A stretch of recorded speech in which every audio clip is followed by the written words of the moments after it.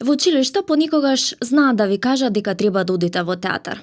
Ова присилно одење во театар е замена за тоа да губите часови, а од друга страна ви создава одбивност кон театарот. Дечки, театарот има голема улога во развојот на човекот. Затоа нека не ви биде одбивен. Ние обожуваме да одиме во театар и уживаме во улогата на гледачи. Затоа одлучивме да појдеме во театарот за деца и младенци. На ова место пораснале многу генерации. Тука многу деца и младенци се заљубиле во магијата наречена сцена. А јас и Иван бевме на представата Грдото пајче.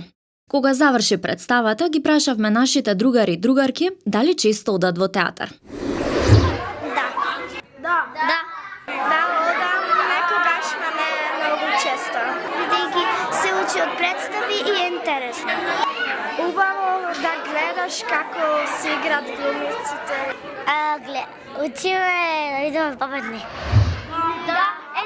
Одевме во прво оделение. Ја гледавме Снежана и 70 години. Сепак, театарот и сцената не би биле толку магични без неговото височество, акторот. Емра, Бојан, Мартин и Мики, после представата на нивните штици што живот значат, ни раскажа зошто е добро да се оди во театар. Театарот е веројатно играње, театарот е раскажување на приказни, театарот е хронологија на времето. Театарот го живееш. Значи, мислам дека буквално го живееме театарот и во театар и надвор од театар. Буквално го живееш Се околу театар. нас е театар. Театар е магија. Театар е нешто што е посебно како чувство, посебно како доживување. Значи, во театар е добро да се оди, бидејќи помага да го формирате својот уметнички поглед, да го почувствувате убавото, да го збогатите системот на вредности. Магијата се случува денес, сега и престанува. И е многу важно дека тие што тогаш ќе го видат тоа нема никогаш да се повтори.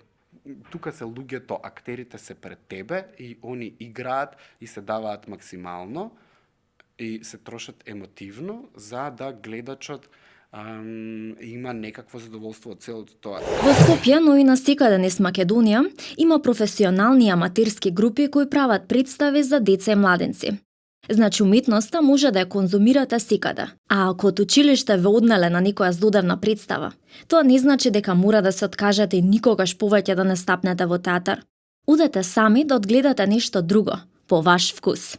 Бидејќи животот е театар, а театарот е ништо без публика во него.